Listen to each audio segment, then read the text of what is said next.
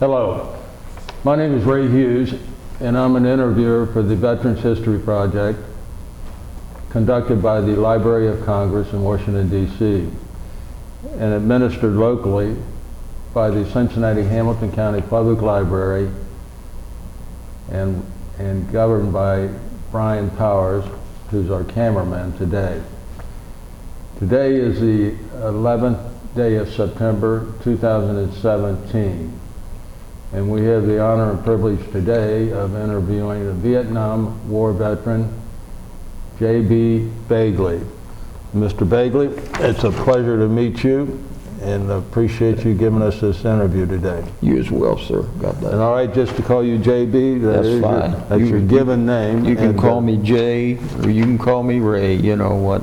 And for people in the future who happen to be listening to this interview, J.B., today just happens to be the 16th anniversary of the attack on America on 9/11/2001. But this interview is about you, J.B., and your service to our country. Mm-hmm. And if you would, when were you born and where? I was born May 14th, 1948, in a little place called Oneida, Kentucky. And what county is that in? That would be Clay County. Clay County, right outside of Manchester. Yes. And your mother and father's name? My father's name was John Bailey Begley, and my mother's name was Elsie House. And what did your dad do for a living, J.B.? He was a farmer. He was, his last 20 years or so was, he worked for a bakery, Melillo's Baking Company in Hamilton, Ohio. I see. Mm-hmm. And did your mother work? No, she didn't. Yeah. No. What about brothers and sisters? Yeah, I had 4 brothers, 3 brothers, 4 brothers and 2 sisters. Okay. Yeah, there's only 3 of us now. What were their names, J.B.? All their names. Mm-hmm. The oldest was Saul Begley. He served in Korea in the 1st Cavalry. And Elmer was the second son. They both passed since. And then there was Edith. She was the oldest daughter. Then there was Lucy.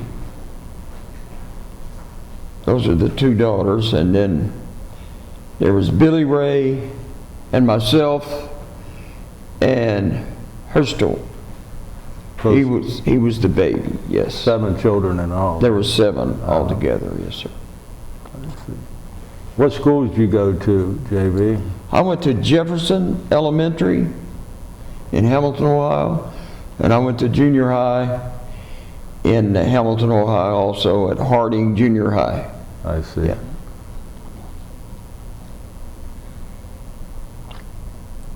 And when did you graduate from high school? No, I didn't. I went into the service when I was 17. I see. Yeah.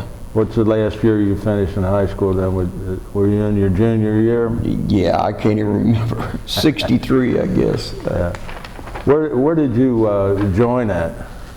I joined in Corbin, Kentucky, and was sworn in at Knoxville, Tennessee. Well, you were living in Middletown, Ohio at that time, weren't you? No, I was actually living in Kentucky. Okay. How did you get back into Kentucky then at 17? Well, it's a long story. When I was like 5 years old, our little log cabin in the valley burned down, so we all left there. I was about 5, I think, and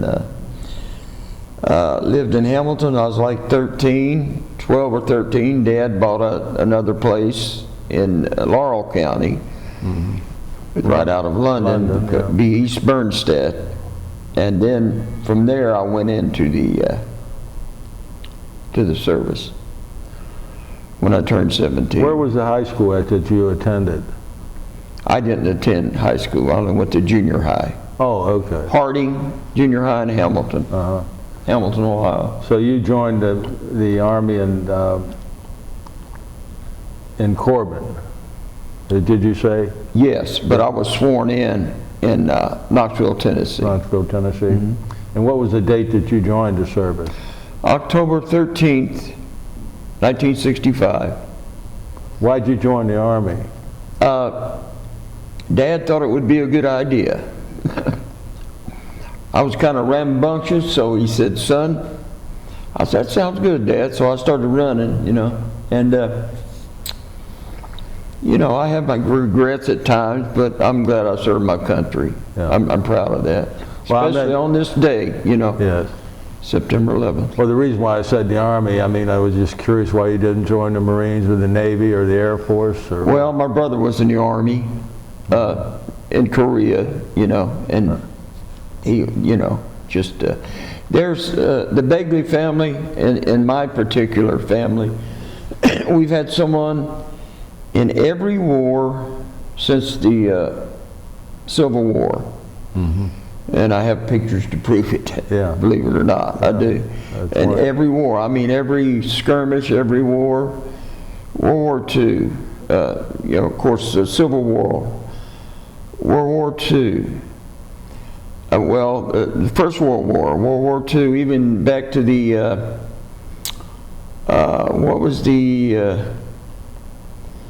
where they charged up the Cuban Hill, San Juan Hill, Spanish-American War. Spanish-American War. Kittle Hill, actually. Yeah, and Kittle Hill.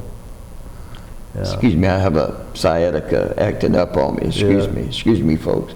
But yeah, and World War II, Korean War, Vietnam, Desert Storm, and my son, I'm proud to say, Paul, this is his 20th year of serving in the Navy. He just received the rank of E8, which is really good. Yes, it is. Yes, it is. Petty officer, chief master or something. I'm not sure exactly what it is. Yes. But yeah, he's done well. He served on the USS Roosevelt twice, on the USS Kearsarge twice, and the USS Essex was his last deployment.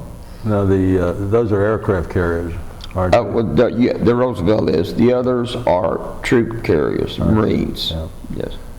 That's a wonderful, terrific heritage. Yes, it is.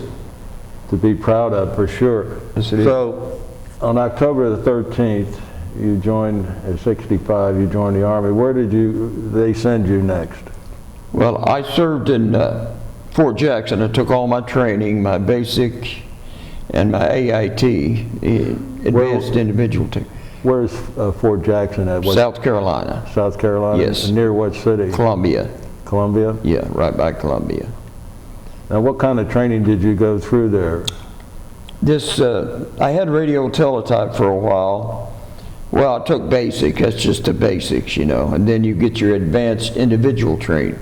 And I took radio teletype, which was the old Morse code. And I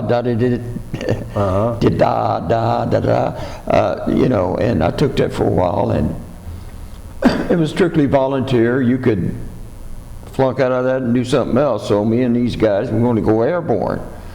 So they went airborne, and I changed my mind again. I think I'll just go to the infantry. So I went to the infantry. And being 17 when I went in this man's army, they sent me to Germany. And I spent over 2 years there. And I only had 9 months left when they sent me to Vietnam. What'd you do? Where were you at in Germany? A place called Wildflecken. Of course, the Germans call it Bierflecken. Bierflecken. Yeah, Bierflecken. And we were right there on the border, a Czech border, I think, maybe. Czechoslovakia. Yeah. And what were you doing there? Your just job? infantry training and guarding, and just serving, being on the ready. We used to have that was the Cold War, and we had to be on the ready at all times, and just to protect the peace-loving Germans, Yes. not the communists, you know. And you were there for how long? I was there from, I think it was January. I'm trying to get my months together. Yeah.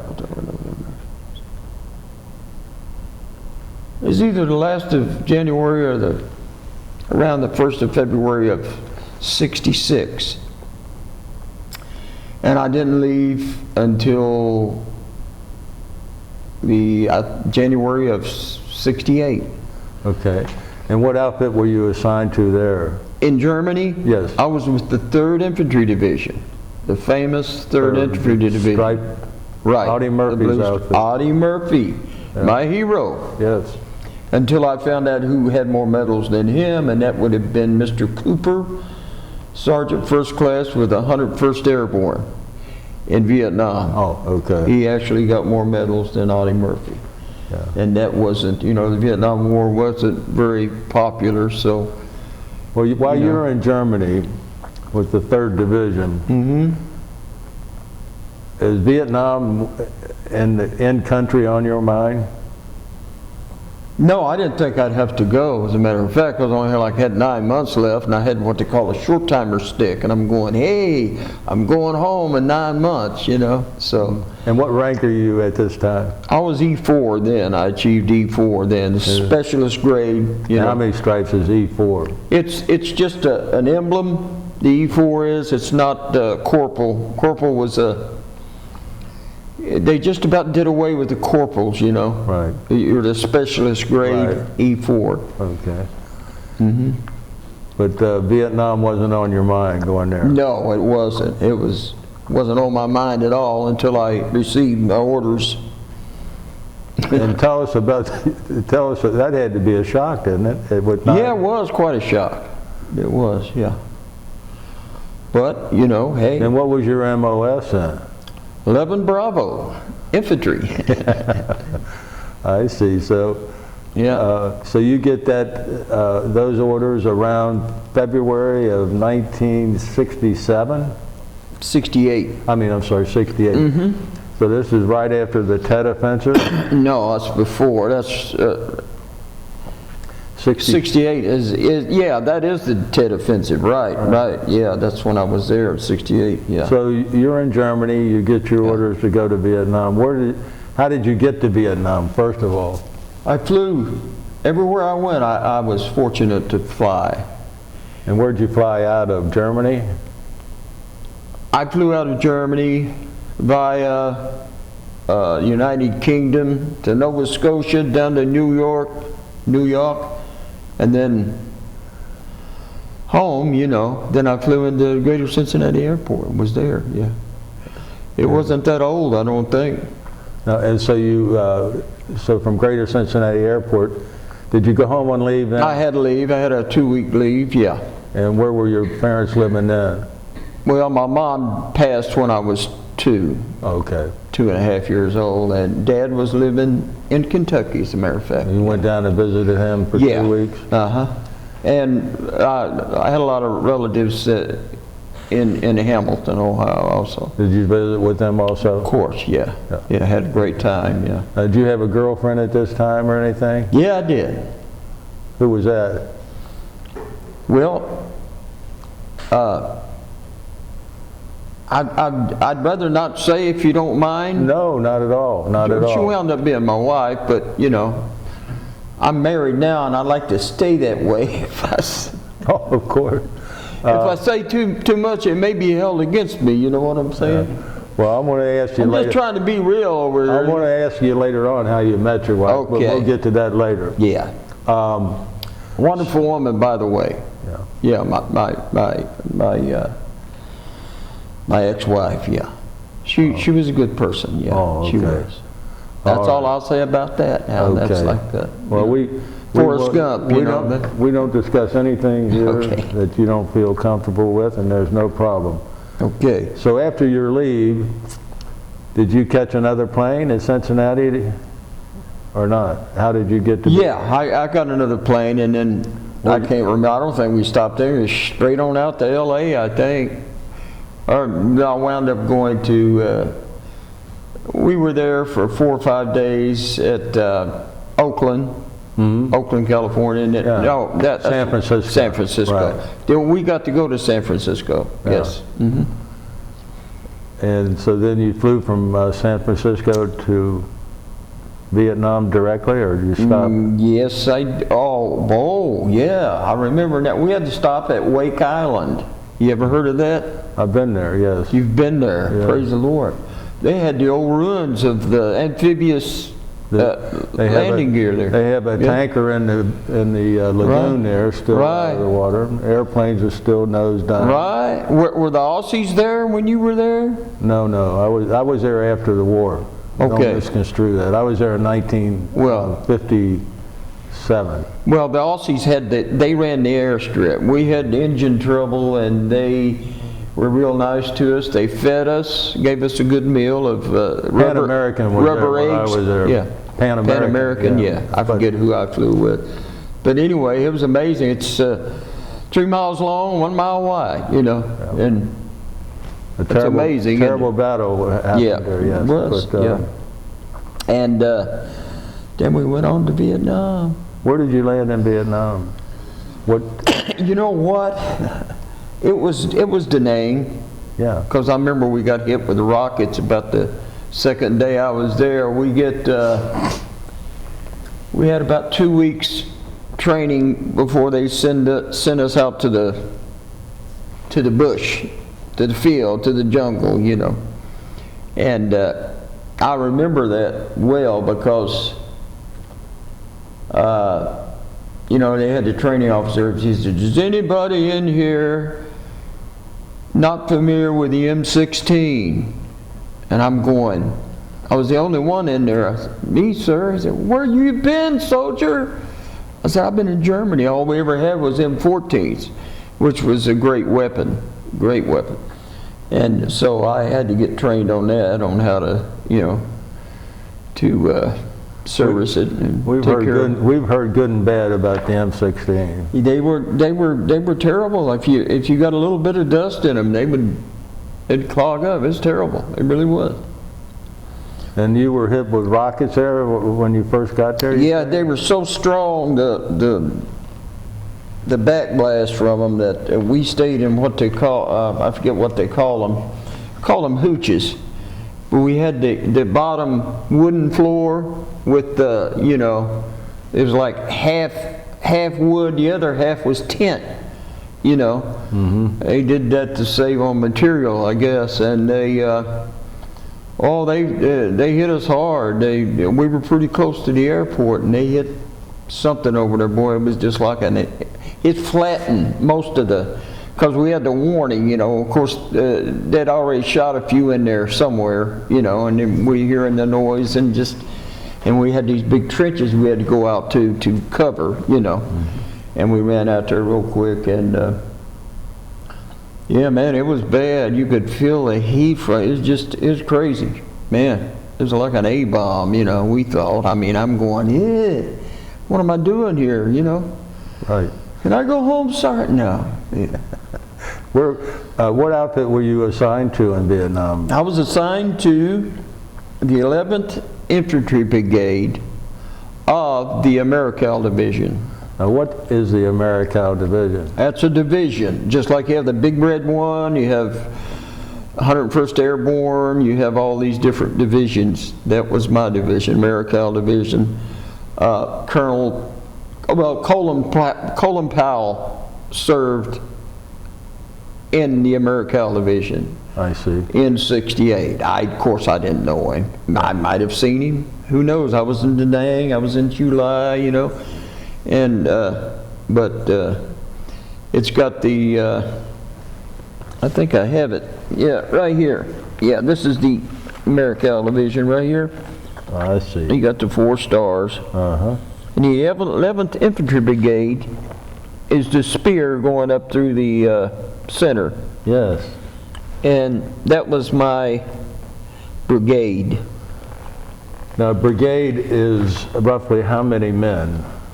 Yeah, gee, well, you've got battalions in the battalion, in the brigade. Battalion is usually 3 regiments. There's about 800 men in a battalion, isn't there? Best as I can recollect, because you got battalions, then you got companies of the battalion, you know. So it's a pretty big outfit then. Oh, absolutely, yes. Well, what kind of training and what did they tell you about what you were going to face when you go in country, as they say, or in the bush, as you said? Well, I'll go back to basic training. We had a first lieutenant, I can't remember his name. He was we thought he's the meanest man on this earth, you know. Oh, he ran us. It's just like the one old sergeant told me one time. He said, "Hey, Begley, if you don't straighten up," he was from Barberville, Kentucky, you know, and he says, "If you don't straighten up, I want to take you out here and run you until your feet smell like burnt onions," you know. So, but this first lieutenant, he trained us very hard, you know. And when we graduated basic, we were real proud. We'd been through a lot, you know, and he stood up there and cried. He really did. And he said, "I hate to tell you, men, but some of you men are going to die, you know." And he said, I don't want it on my conscience that I didn't do my best to train you properly, you know. So, you know, and I felt that pride and I felt that compassion that he had for us, and it did me good, you know. I'm a big clown. I've always been that way, you know, and I think humor will lighten the load a little bit, you know, no matter what you're going through. So, but he was a fine man, and we had some great training, you know.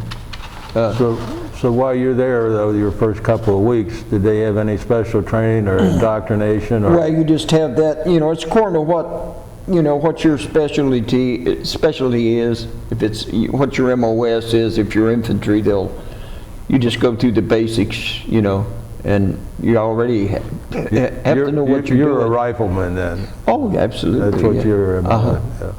Well, the first thing a new recruit does, you know what he does, don't you? He's the point man. He's the first one out. He's the one with the machete, cutting all the vines and the foliage to get through Were you point man? Oh, yes, absolutely. That has to be a frightening situation. It was, yeah. I ran into it's crazy. And a lot of people hear me, these old seasoned veterans that were heroes and all. I wasn't a hero, okay? I wasn't at all. But I tried to do my job. I tried to take care of my men. I was over there like, 2 or 3 months, and they made me E5. They promoted me and said, "Here you go. You're a sergeant. You're a squad leader." I said, "Hey, I'm not really trained. I don't really qualify." He said, "Yeah, you do." But it wasn't out of merit, it was out of necessity. See, so many they'd either get killed or wounded, or they were, you know, they were getting out, you know. And so I just stepped up and did my job, you know.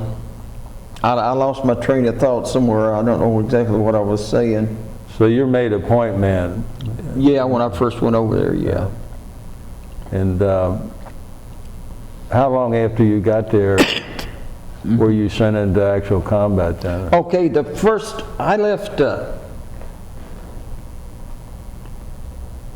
Nang, and I took a C-130, I think, to a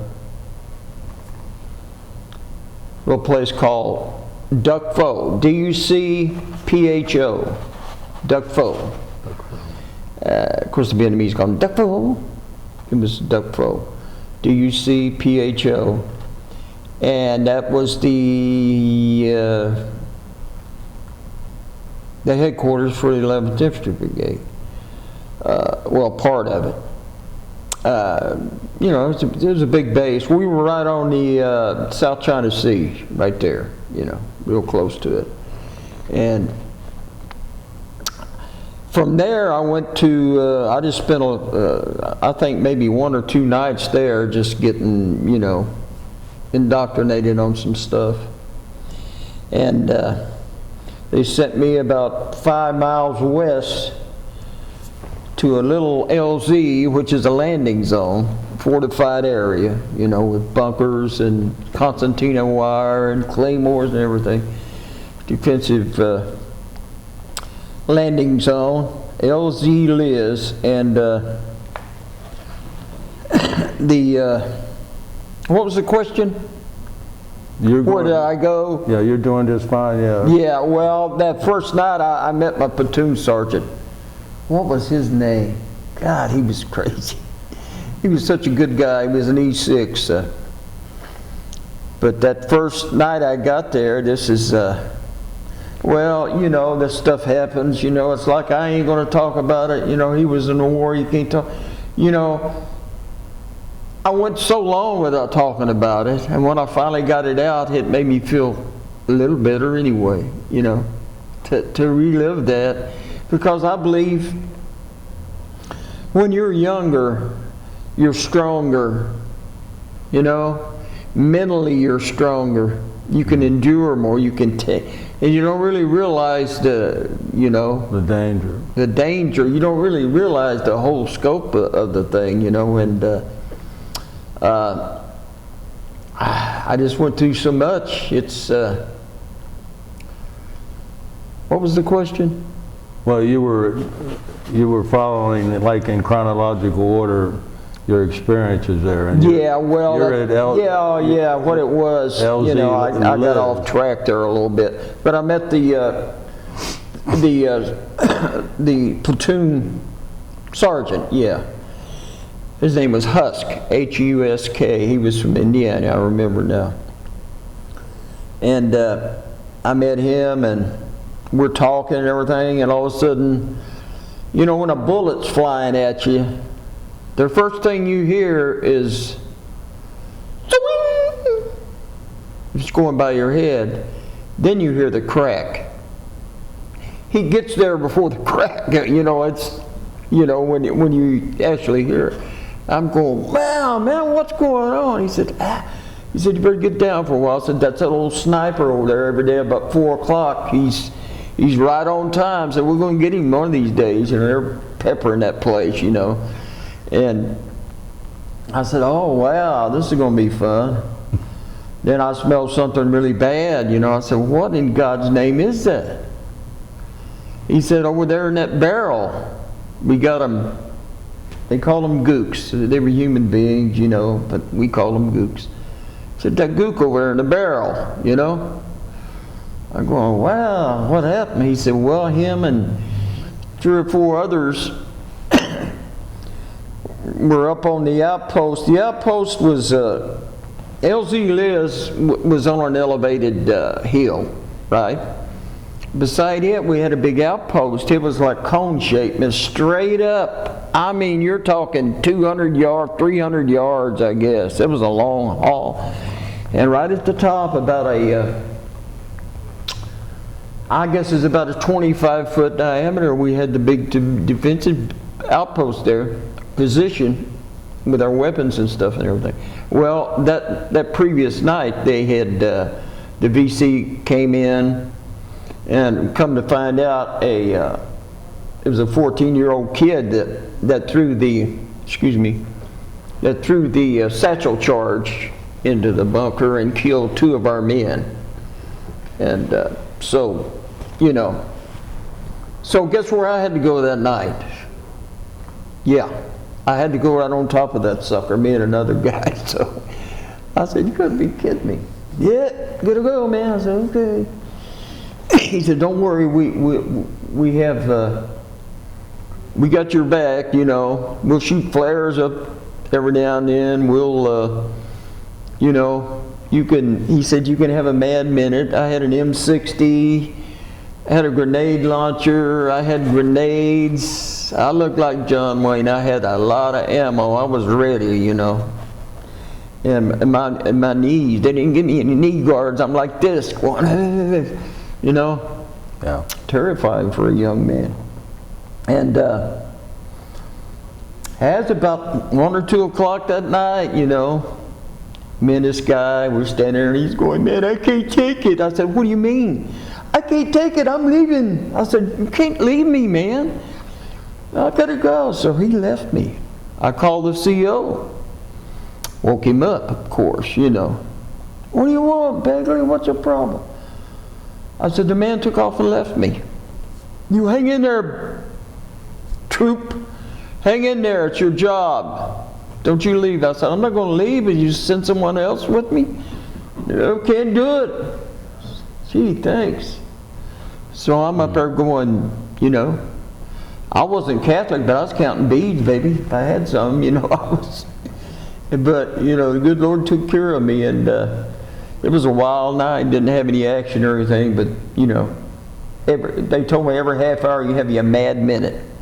You can shoot your M60, you can shoot the machine gun, you know, you can do anything, you know, grenade launcher, pop some out there, make sure your claymores are ready, you know, and we'll shoot some flares up so we can look all the way around and make sure there ain't nobody crawling up through there, you know. Mm-hmm. So that was quite an experience, it was, yeah.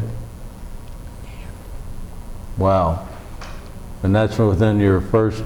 That was the first night, yeah. 6 weeks of being in Vietnam. First night. Yeah. That was the first night, yeah. And then it's hard to remember everything in order, you know. But right. I had some bad experiences. I got hit with a claymore, a booby-trapped claymore by the enemy, you know. They would enhance them or whatever. They'd put all kinds of stuff with them to make them more powerful. And smart little guys, you know, the VC were, you know, and they were waiting for us. I'll tell you a story, you know. We had to go on these night ambushes, you know, so, you know, we wouldn't wear our helmets, we'd wear berets or jungle hats, you know. And we'd travel real light, and we'd have a starlight scope. That's a scope you can see at night pretty good with them, and we'd go out there. But you know, it was just like we were the ones that got ambushed, you know. And before we went out that night, a good friend of mine, he got I won't mention his name. He made it because I went to see him. It was a great reunion. It really was. And but he got what they call a Dear John, and any soldier will know what that is. Dear John letter. His girlfriend, his childhood sweetheart, wrote him a letter and said, "I found someone else. I'm sorry." It's like, you know, I waited a month. I mean, you know. Right. But. You know, God bless him, he was a mess. He was my point man. So, you know, he wasn't ready to walk point, you know. So, and I was in a bind. I had nobody with any experience, you know. Because, you know, I'd been there a while and I just didn't have anybody that walked point before. Everybody's got to start somewhere, but so somebody volunteered. I forgot who it was, but they knew what they were doing. But I don't know how it happened, but I hit the trip wire and I heard it. Click! I said, oh God. Bam! You know? Oh man, it knocked me, I bet you, as high as that ceiling there, you know. I came back down and my ankle was bleeding and I was really shaken up. My back hasn't been the same since, you know, but I never got it checked out or anything. In the fog of battle, you know, you're just, I don't know. It's one of those delayed reaction things, you know, and I'm going stiff, you know, and had trouble ever since, but they don't pay anything for, you know, something that happened 40-some, 50 years ago, and you didn't apply for treatment or anything. So, but when I came to, I checked all my men and everything. They hit us with everything that they had, you know, small arm fires, mortars. It was crazy, and we're returning fire, and I heard Jim.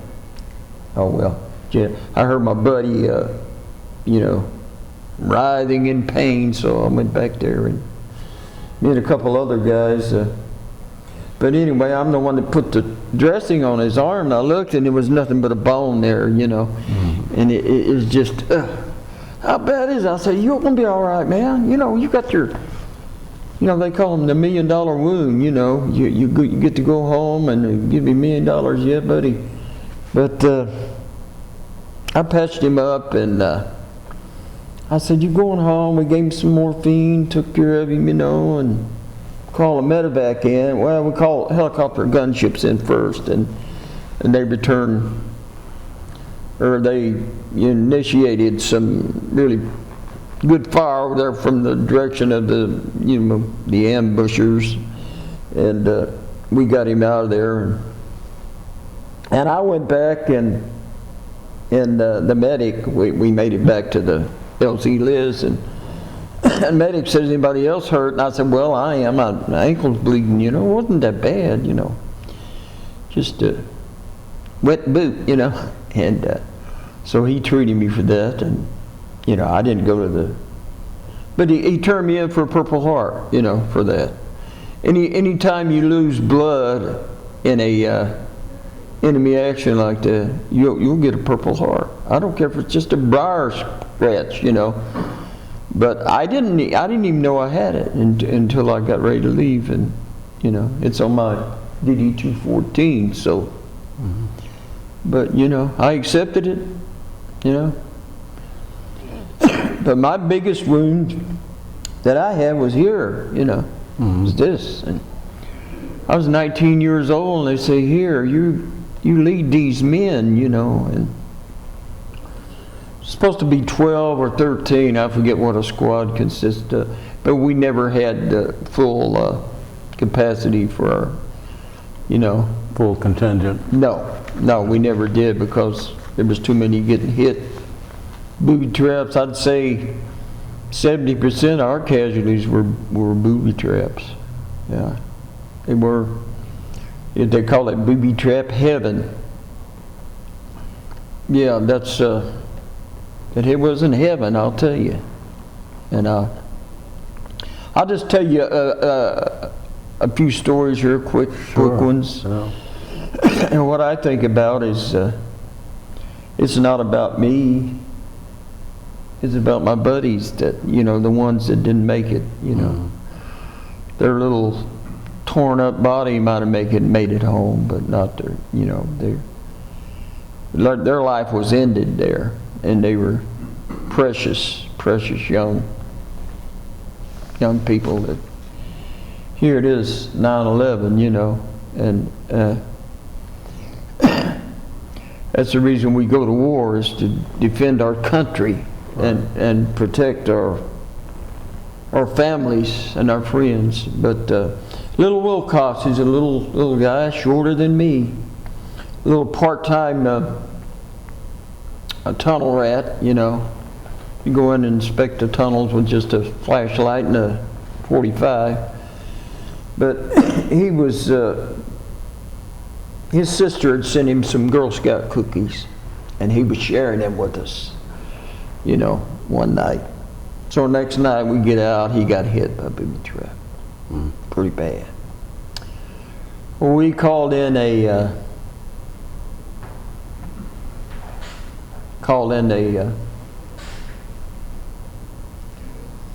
you know, the medical evacuation, medevac, and we kept listening. They would, en route, they would let us know, you know, if they made it or not, and they call back and say he didn't make it, you know. And we. Best I remember, I felt one of those little cookies in my rucksack, you know. Precious little guy, he really was. And these are a couple of my closest friends, you know, that really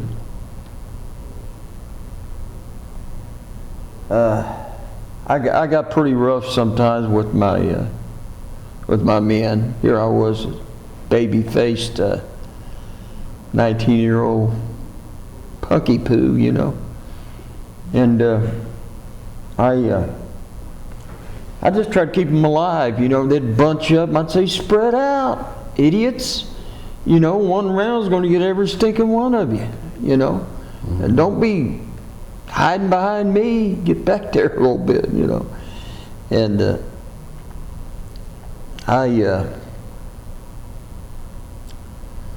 man, I did the best I could, you know. But, you know, when I left over there, I didn't know anybody. When I'd gotten there, they were all either dead, wounded, or they'd left. They'd went home, you know. And another one was, what a great guy. I've never been to D.C. at the big wall, you know. But I saw my daughter, Ginger, what a wonderful young lady she is. She took me. I just got back from Cleveland. I had a heart cath up there, and she said, I got something for you. I said, what? She said, I want you to go with me this weekend. We're going to Richmond, Indiana. They had the little traveling wall there, you know. And little Arati, I knew. After that first name, I just couldn't take it anymore. Because I knew they were there, you know. And a lot of the names, you either went by last names, first names, or nicknames. And it was just, you know, you see their faces. But anyway, Mr. Michael A. Arati from Cleveland, Ohio. And he was a little tunnel rat, little guy, and he was the spitting image of Groucho Marx. I kid you not, mustache, glasses, and all. He really was. He said, hey, Sarge, little Italian boy, you know. What do you need, Sarge? And they'd all make fun of him. There he is, sucking up to the Sarge. And I'm going, hey, he's my man, you know, anything I want, anything you want me to do for him. Bye, bye, bye, you know. So he was the platoon's tunnel rat at hand, you know. So they got him from me one day and took him out on a patrol. We stayed back that day. Everybody doesn't go, you know. They just send squads or a couple squads out. And but anyway, the story was they found some VC in a big formation of cliffs and rocks, what have you. A little rat hole in them, you know, and so he climbed in there and he shot a couple, and then they shot him in the head and killed him.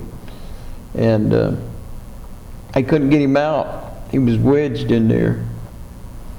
So they just, the story was they just fried him, you know, with the flamethrower there. And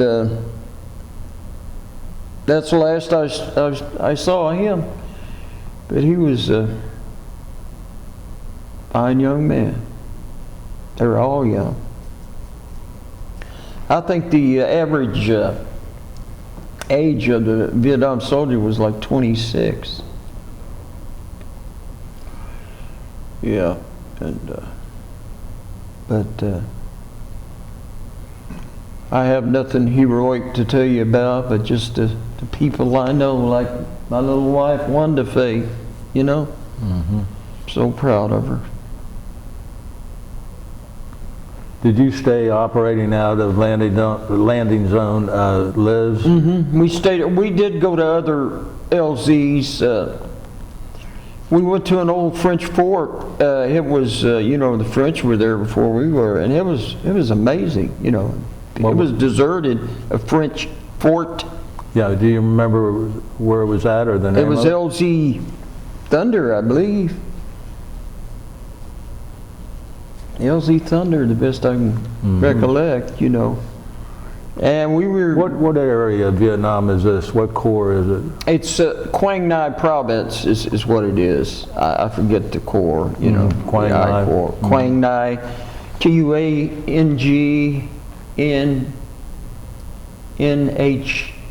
I think is the way they spell it. Nghai, I believe, Quang Ngai. We were close to Mili, and that happened, that infamous thing that went on there, that happened when I was there. Same, Lieutenant Kelly was same battalion, different company, thank God. But I didn't know him, we didn't. He was the same battalion as you? Yeah, but different company. Different, yeah. I didn't know him. I wasn't in that mess at all, thank God. We didn't know what was going on. They told us, they said, hey, there's something really bad happening up the road here at Mili, you know. If anybody asks you any questions, you know, don't, you know. Of course, we didn't know anything. Right. I didn't know about it until I got home. I didn't know what it was about. Till I got home, was it 71, 72, they started the trial, whenever it was, Lieutenant Kelly, and I'm seeing the patches on him and everything. I said, God. And then they said, Mili, and I said, Mili, yeah. And just didn't know anything about it. It was crazy. And thank God, you know. Right. No, I don't have, I got a lot of blood and guts I could tell you about, but it's bad. It's bad. It's bad when you have to take somebody's life, you know. Mm-hmm. And you remember their faces, and a lot of times in battle you don't know who shot who, you know. You just see some dead enemy out there and everybody's shooting, you don't know, you know. We hear sometimes that there was a difference in fighting the VC versus the Northern. Yeah, the NVA, North Vietnamese regular soldiers, they were the Royal Guard of the North Vietnamese. You know what I'm saying? They were tough hombres. They had the uniforms with a little red star, and you know, they had the helmets with a little red star, and AK-47s. A lot of the VC that we killed, they were just freedom fighters, you know. They wore pajamas, and they were just freedom fighters. But, you know, a lot of the NVA, they came down and trained them and, you know, showed them how to do a lot of things. And dirty dogs, man, you know. They had no mercy on us. And, yeah, they were crack troops. I started to tell you a while ago, I ran into one when I was walking point. I hadn't been over there. I'm walking point. I'm like, this hot day, man. It was right after the monsoon, I think. Like 3 months, it just rained sideways, upside down, you know, just like Forrest Gump said, you know, it rained off. But yeah, it was so hot, and we were just trying to cut a trail, because you don't want to go down the beaten path, you know, because they'll be waiting for you there. And sometimes they're waiting for you, and you know, you just have no idea where they're at, or what kind of crazy killing thing they have set up, you know, bomb. They would take the old, when the troops first started getting up there, they'd discard their, we ate the old sea rations, you know, in the cans.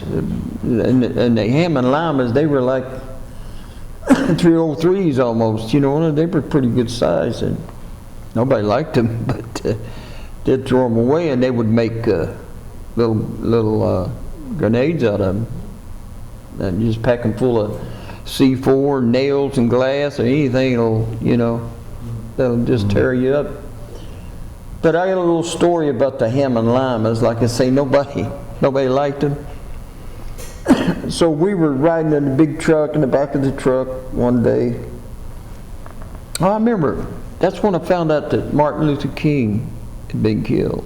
April of '68. Yeah, April of '68, and we're riding along, and I remember excuse me. I remember some idiot turkey said something, it's about time they got him or something. And this one black guy looked over and said, man, shut up. Shut up, don't you say that about that man. He turned around, he's crying, you know. Made me feel terrible, you know. Sure. But, you know, man, you don't know no color when you're in battle. Mr. Dean was his name. He saved my life one day, man. He jerked me to the ground. I fell into, you heard Johnny Cash, I fell into a burning ring of fire. I did, the burning ring of fire ants. You know, we always roll our sleeves up, you know, during the daytime because, you know, and I felt, well, you know, they ambushed. This was daytime, and we were in rice paddy dikes, and they ambushed us, and I went down like that, and I'm going, oh God, man, they're killing me. You know what I'm saying? I'm going, And Mr. Dean grabbed me and said, man, you're going to get killed. I said, I'd rather get a bullet than to take this, you know. But yeah, he was a great guy. There were so many fine young men, you know, that gave their life, and you know, we were treated like crap when we got home, and we still don't get much. Not that I want glory or anything, but just a little recognition, you know. Right. I think they had a little parade for him in New York or something back in the 80s or something, late 70s, I don't know, but I missed it, you know. But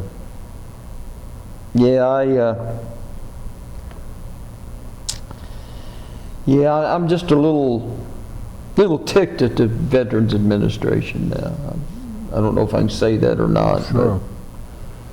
But yeah, they cut my pension, you know, and I was looking forward to a raise, and they gave me they cut my pension, you know, and they just said one of the reasons was, they gave about 4 or 5 reasons, said, you know, I wasn't unkempt in any way. I looked good. I spoke good. I was clean, you know. And I said I had a beautiful wife, and I also said that I believed in God that helped me get through the day, you know, help me. He's the reason I'm here. My Lord and Savior Jesus Christ, who died for me, so that I could have life and have it more abundantly. And that ticked me off pretty bad. Certainly. Then I go to get a heart cast, and there's a lady sitting there with a clipboard, you know, and a laptop going, "I'll speak to you a minute, Mr. Begley." I said, "Yeah." I asked you a few questions. I said, "Are you my new cardiologist?" "No, I'm a psychiatrist." I said, "Okay, go ahead." She said, "Do you still believe in God? You still, you know, I said, "Yeah, I sure do." I told her, I said, "I think that's documented, isn't it?" "Yes." And then the other couple little questions that didn't mean much, and I said, "Man, this is a conspiracy against God or something. What is it, God? Family and country, you know? What happened to God, you know? Did we kick him out of everything? Every man that went over there and gave his life's blood for this country.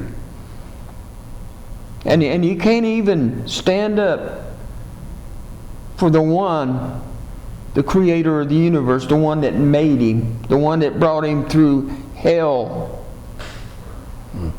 and gave him life, a new life, spiritually a new life. And what happened to that, you know? Are they going to hold that against me? You know, of course they have.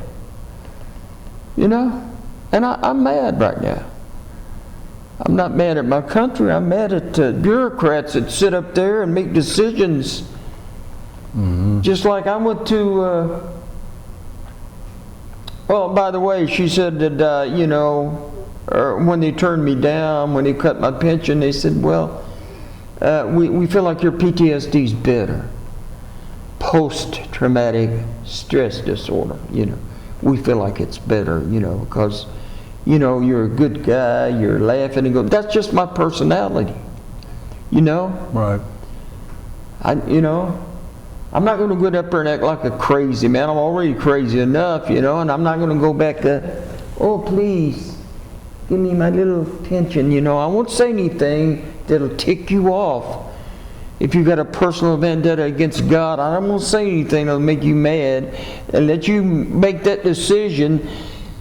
Then you turn me down and my family for the benefits that I went nearly 40 years without asking a dime from them. I was one of these guys, oh man, I don't want it, we'll just let them give it to somebody that needs it. That's the problem.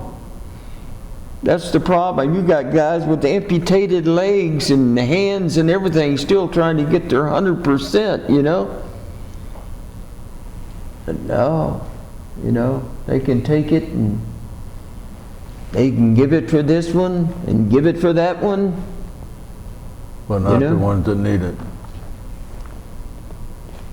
You know, I'm doing it for my family. That means a lot for my little wife. She'll have, you know, she'll have dental care. She'll have, you know, new eyeglasses. She'll have good health care. They do have good health care. They do. Unless you get some smart aleck that's a, you know, a PA, physician's assistant that, you know, I'm just a little ticked off, you know. But you know what? If I was old enough to be a mercenary, I mean young enough, rather, I would do it now. I would go back. I would. Absolutely. For the cause, you know. Well, it's because of men like you that we prevailed. Well, it is. It's. When, if we could. I'm sorry. That's so important, and yeah, it's so important to share how you feel, and and your belief in God. Amen, brother. And it's important to voice it. You know, we have so many people today that are afraid to admit that they believe in God and Jesus Christ. And see, absolutely, and they're wanting that little pension or promotion or whatever it may be. You know, and they go, oh, I can't say nothing.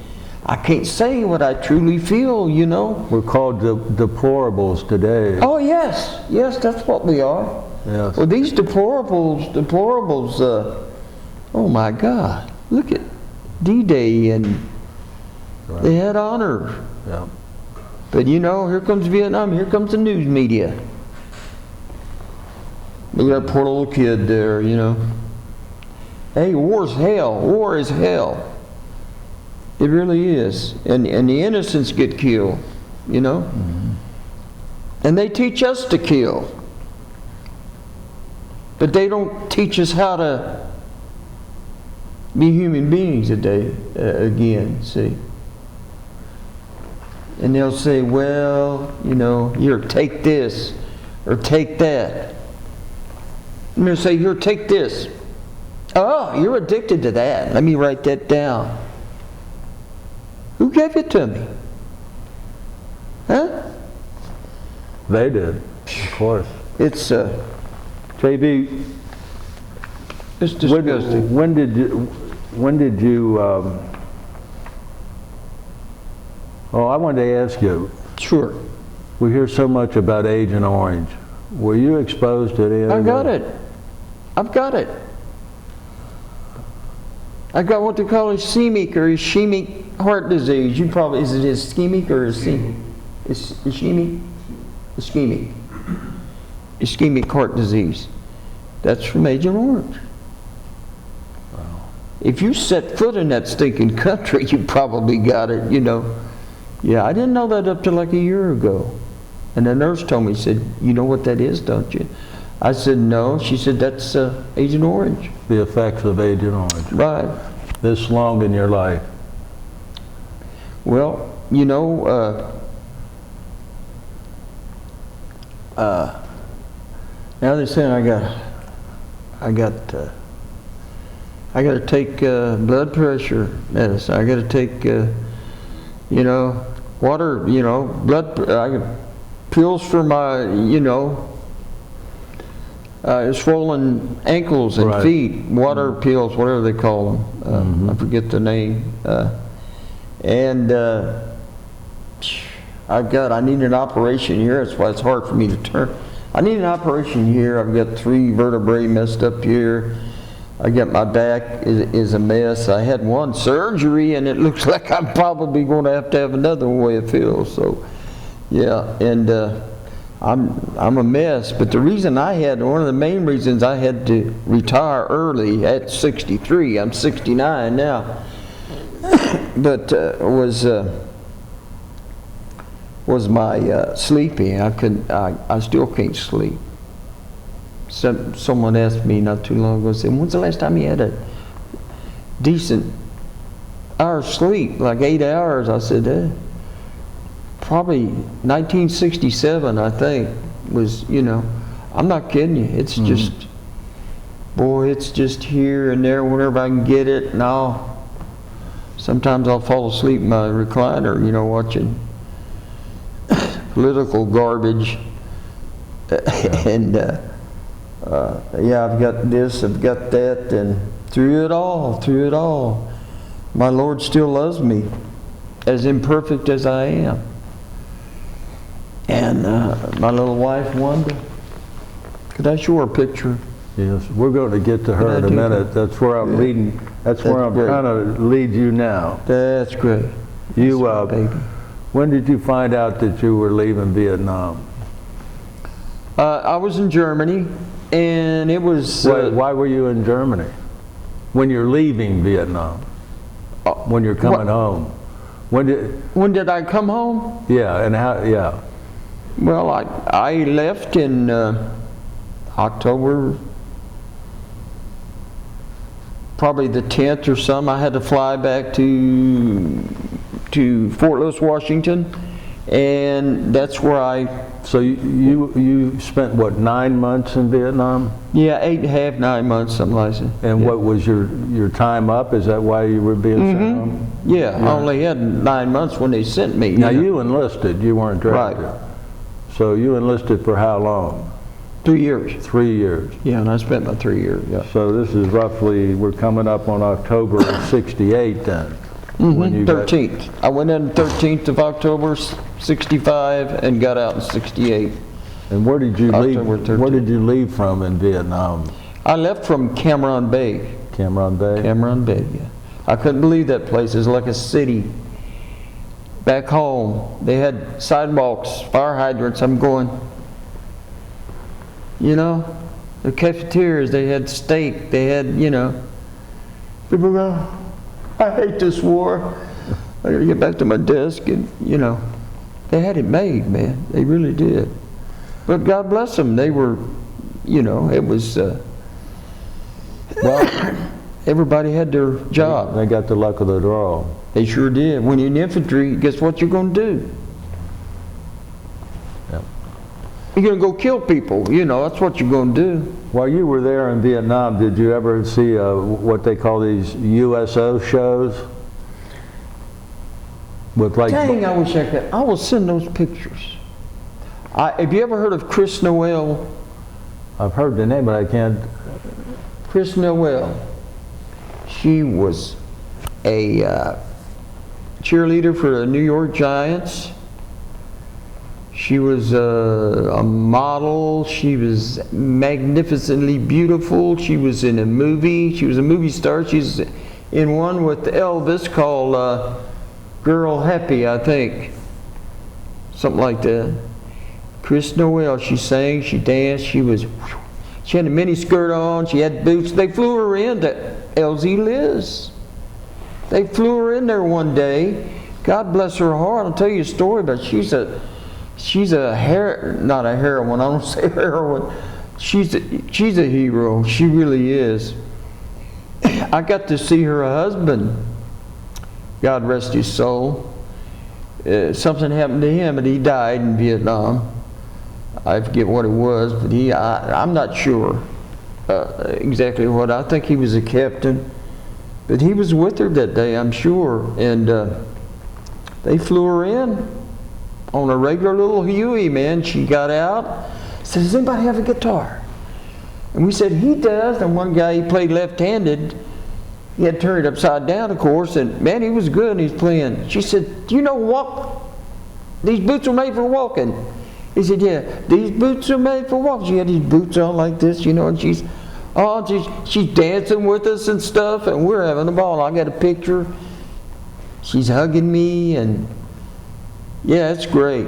Chris Noel, I'll tell you a story about her. She was shot down twice in Vietnam, going from show to show. You know what I'm saying? Is that right? That's absolutely right.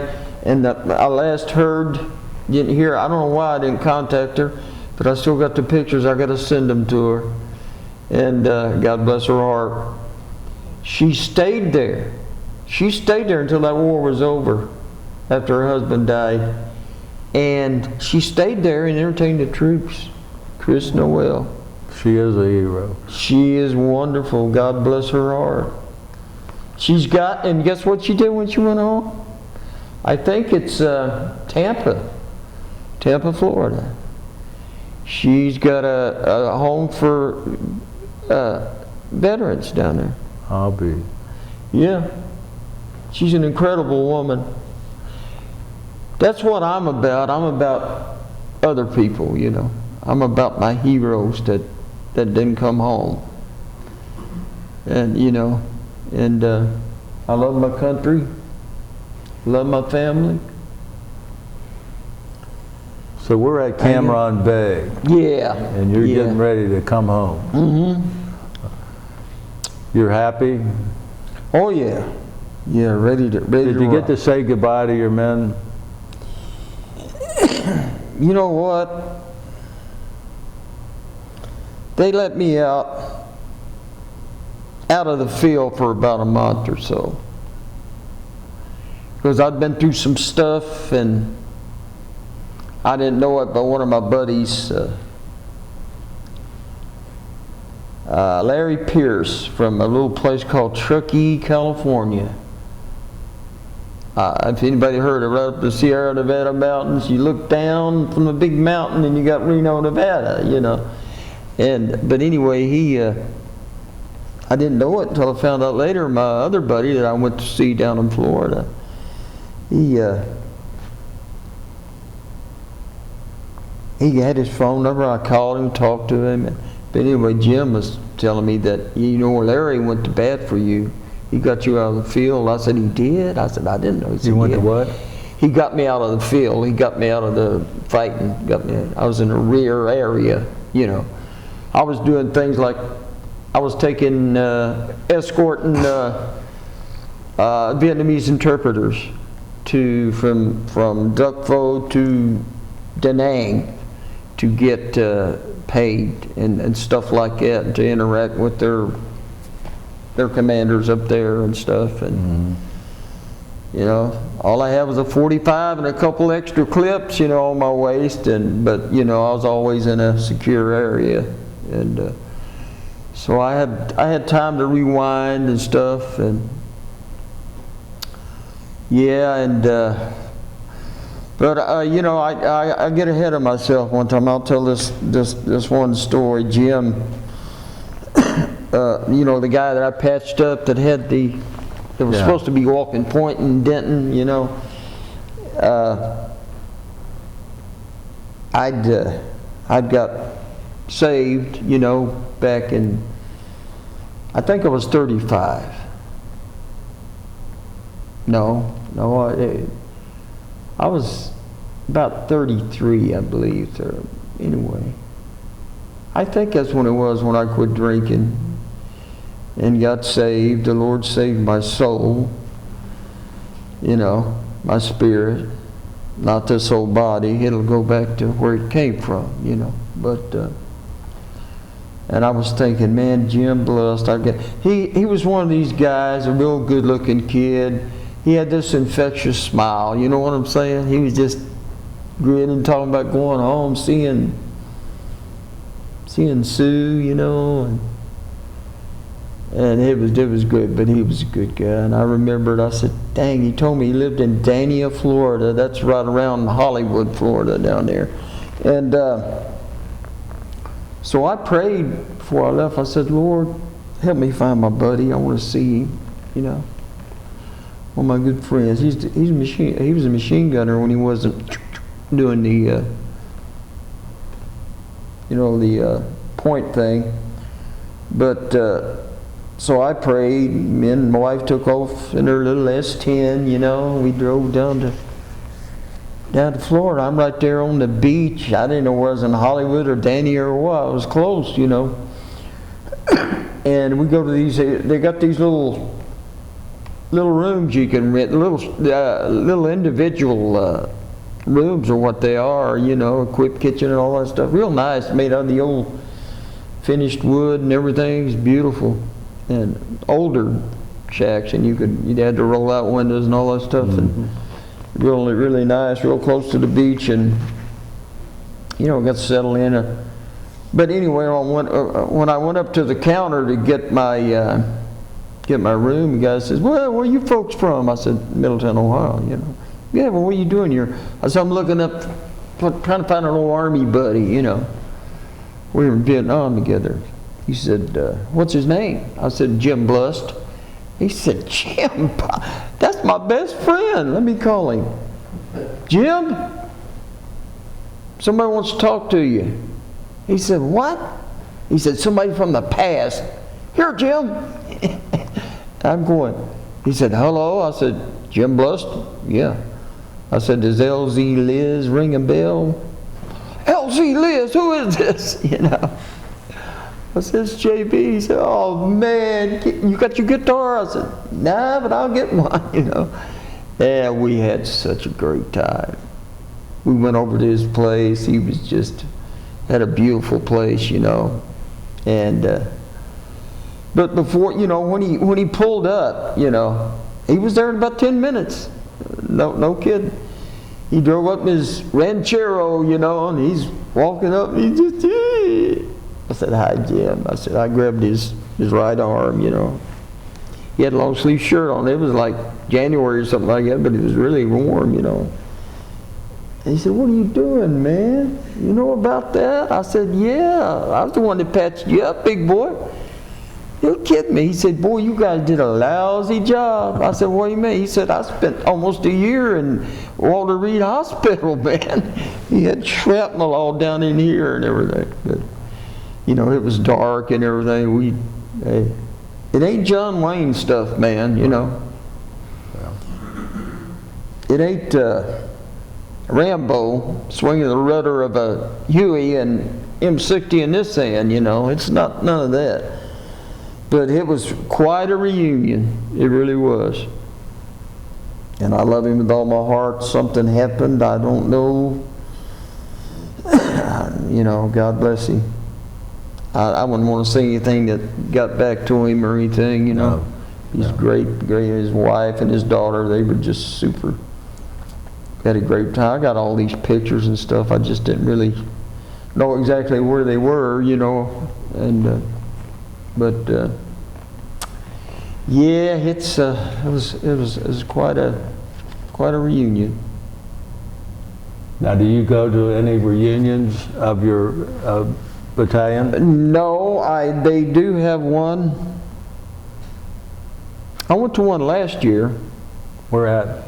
In Indiana. It's one of the biggest Vietnam reunions. So any veteran can go, but yeah, it's in Kokomo, I think. Kokomo. Yeah.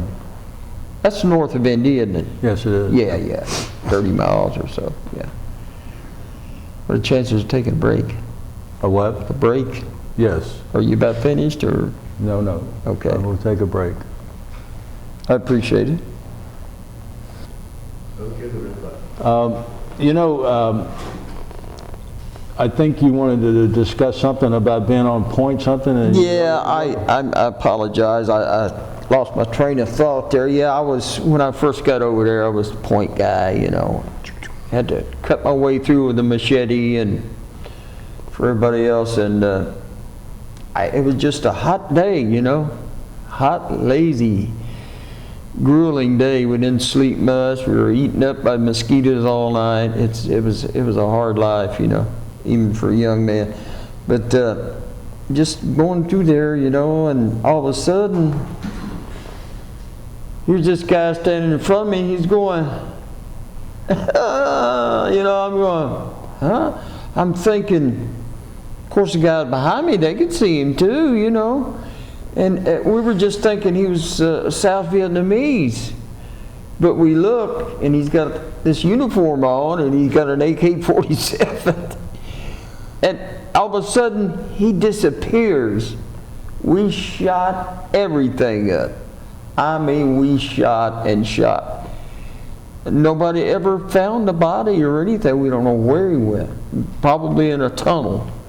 We even called helicopter gunships to come in and get, you know, pepper that area, but I don't know. But I'm just saying, that day he let me go, and I guess I let him go. I shouldn't have let him get, you know, get the drop, but he never pointed a weapon or anything. I just thought, you know, it's just one of these, you know, it happens so fast, and you're going, hey, he's one of us.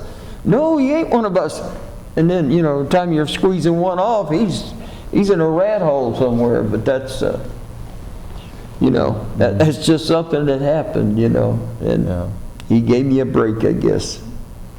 And I gave him one. I should have been John Wayne. You called in these helicopters. Did they have to do what's called medical evacuations there in your outfit too? Oh yeah, all the time. That's how they got us. Even at night, they would come in. You know. Yeah, we just could, you know, pop smoke, and they'd come in and you know. Oh yeah, they were the guys with the, you know, the Red Cross on it and whatever, you know. The medevacs, yeah.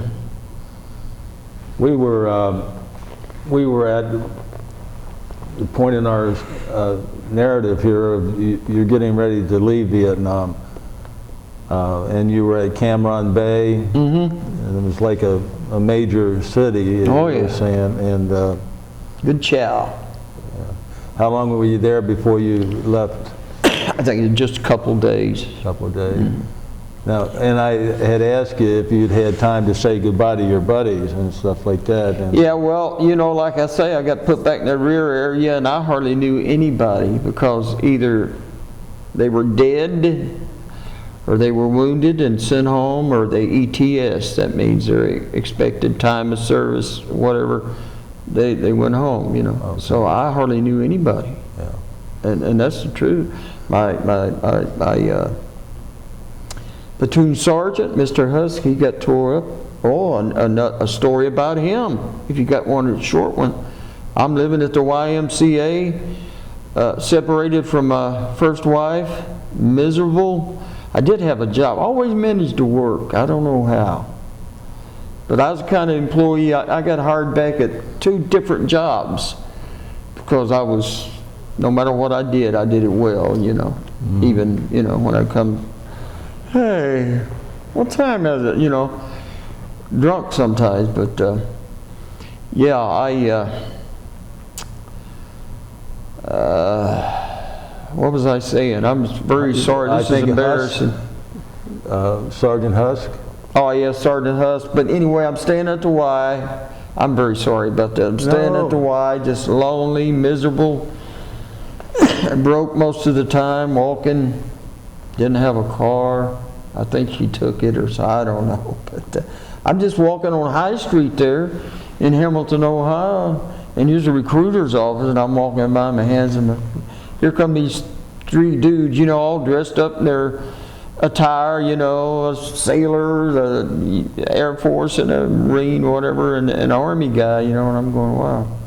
And I look, I'm going, Sergeant Husk, you know, it's like, It's like, Bubba, I gotta go back and get Bubba. You know what I'm seeing? Sergeant Huss standing there. Last time I saw him, he got ate up with shrapnel. You know, he got hit with a booby trap, and they had to send him off. I said, I can't believe it's you. And he said, you got to be kidding me. Let's go get drunk. I said, I'm ready. And we spent about 3 days being drunk and reminiscing, having a good time, and you know.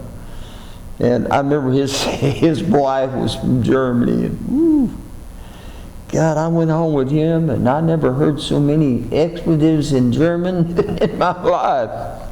She kicked him out, and I said, come on home with me. You know, I live at the Y. You could sleep in the bathtub or something. He said, I'll sleep in a stinking car or something. He said, I'll find somewhere to go.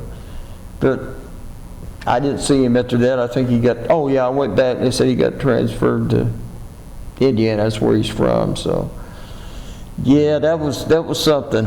that was a small world right there. I saw him coming out of there. I said, dang. Yeah, we was feeling good. Well, now do you board a plane there to come home? Mm-hmm. And do you have your Class A uniform on? Yeah, we did. Yeah. But I'd like to say one thing. Yeah. I remember this well, and I regret it so bad. I had a big duffel bag full of my jungle fatigues, jungle boots, all this stuff. Mm-hmm. Jungle hats and berets and all this stuff that I wore. And they had a chute. They said, anything you don't want, throw it down the chute. I threw the whole stinking duffel bag down. All I had was a little carrying bag with one change, you know, underwear and stuff. I said, I'll buy whatever I want. I was just sick of it, you know, and I just threw the whole thing. I said, dang, man, I wish I brought that home. Because later on you get home, everybody's wearing the fatigue jackets, you know, the jungle jackets and stuff. And I'm going, dang, man, I go to buy one, it's $100, you know. But yeah, and then, you know, I went to Flint, Michigan. Now, where did you fly from first, though? Okay, that was from Cameron Bay to, I think we stopped in Japan, if I'm not mistaken. Mm-hmm. We stopped in Japan. They wouldn't let us off. We had a 2 or 3 hour layover. They wouldn't let us off. Here comes some kind of officer and a officer from the Japanese army or whatever, and they're coming to security, you know, and they're coming on and says, very sorry, cannot let you off. And he's going, yeah. And he said, well, what the good major or whatever's trying to tell you is these Marines came in before you Army guys did, and they went into the lounge and tore it up, you know, and beat people up, and so they wouldn't let us get off. And so we sat there and drank their little bottles of whiskey, about that big. Going home. So, but we were going home. We didn't get our rat's rear end, you know. Yeah. So you flew from there, and where'd you land at next?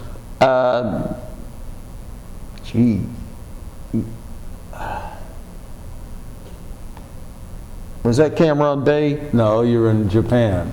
Japan. Oh, well, we just flew on back. I can't remember. There was so many different time changes, and that's a long haul, man. I think it was Fort Lewis, Seattle, I guess. Yeah. Fort Lewis. Did they caution you about wearing your uniform when you got off the plane or anything in the United States, or wearing? I don't remember that part, but I just remember the part of. I don't know if I told you. I think I told Pat. We go through the cafeteria and they give us a big steak dinner there at Fort Lewis, Washington. Big steak dinner and all that stuff, and we're just about all out. All we had to do is sign our name or release or whatever, and we're out of there. And then we get a ride to, I think I went to Chicago and then on to Flint, Michigan, I guess. But maybe I had to change in Detroit or so. I don't know. It's so hard to remember that 68, you know. But you go to Flint, Michigan? Yeah. I had brothers. I had 3 brothers living there and Where working. were you discharged at? Fort Lewis. So you got your discharge there? Right. okay, all right. But I was telling you before, we,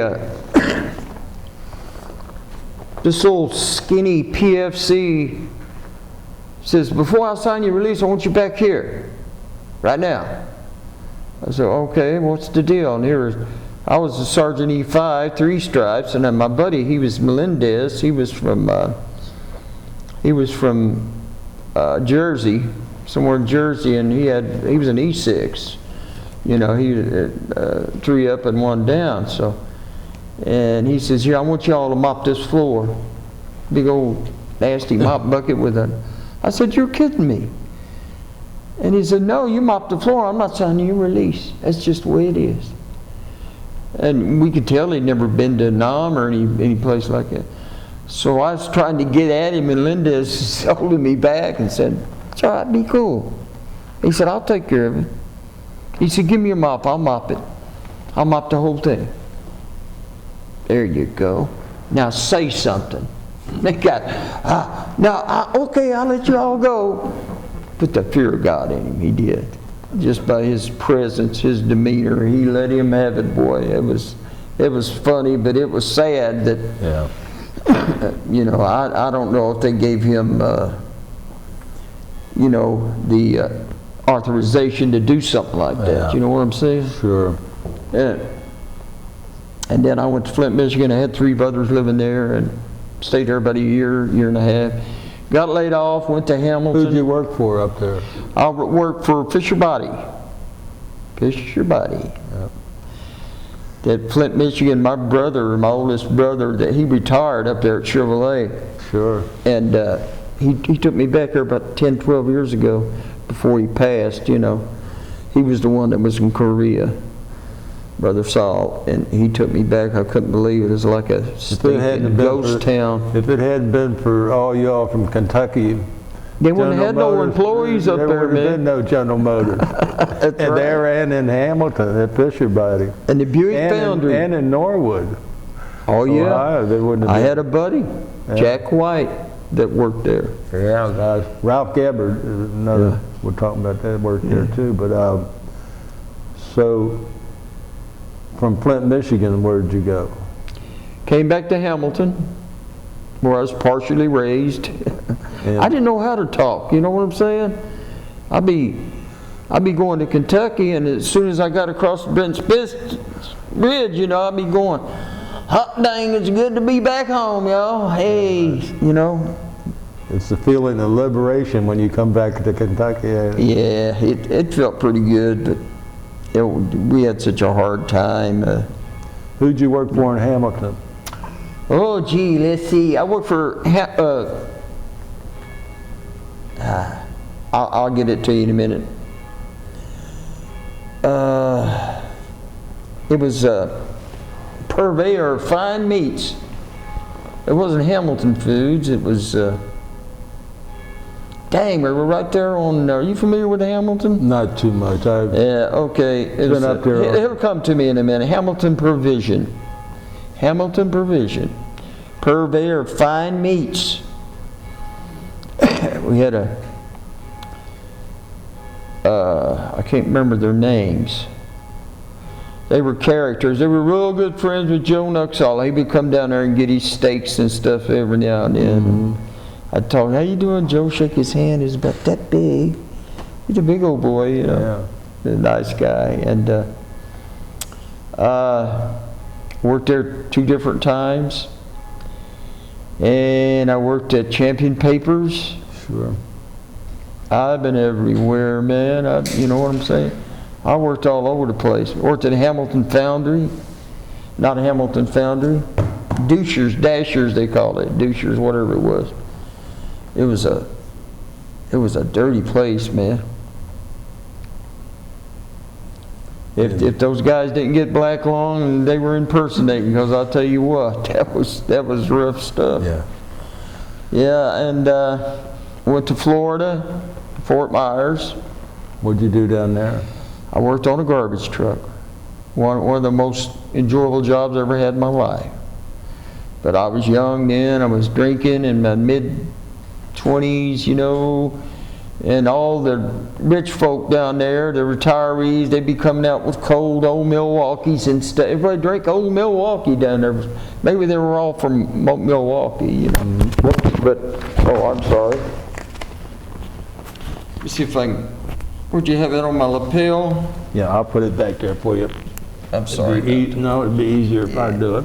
Yeah, I'm all over the place. Hard to see it. Maybe I'm saying too much. No, Lord, no. That's just my personality. You're drinking old Milwaukee down in Fort Myers? Yeah, having a good time. Working with my buddy, he was from Puerto Rico. He said, man, it's too hot. I'm gonna go to New York, man. I'm going where? Going to New York, man. Go up there. Plenty of girls in New York. Okay. Mr. Hernandez, I think, or something. He was something, man. Yeah, had I worked there, lived there 2 different times in Fort Myers. North Fort Myers. As a matter of fact, they just got pounded over the weekend, you know. With Hurricane Irma, but so from Fort Myers, where'd you go? Back to Hamilton. No, the last time I went to London, Kentucky. Oh. It's where my wife was from. And I got a job there at Institutional Distributors Incorporated, which was a part of Laurel Grocery. Of who? Laurel Grocery, Laurel County, you know, Laurel Grocery, big company. Delivered. I used to go in eastern Kentucky, all over in there, man. I got real close to the breaks. You know where the breaks are? Yes. Yeah, that's where West Virginia, Ohio, all them states come together there. Mm-hmm. That's a beautiful place. And went through Mate 1. That's where they had the battle. You know, all those people got killed from the miners. They were trying to get the Union and everything back in the 30s or something like that. And Mate 1. Because I remember I'd go by and I'd see that old depot there, and it had Matewan. I said, Matewan. And I saw that movie, Sam Elliott, I think, was in it, or one of those guys. And they had that same depot where they filmed it, you know. And I said, dang, man, I've been there. But I was all over that country, you know, the coal country, man. Right. Went to U.S. Steel one time. They had an entrance. Grundy, West Virginia? Grundy. Why? Yes, sir, buddy. But that, I was down there on, I think it's 119, I think. Or whatever that route is that goes into Cumberland. And you got all the little places in between. It was Cumberland, Kentucky, rather. Right. But the day that those miners got trapped, and there was all these sirens and rescue units and everything going by, and yeah, it was something else. It really was. That's where all my folks came from, Perry County, originally. Yeah. My grandfather. Right. And from there, where did you go?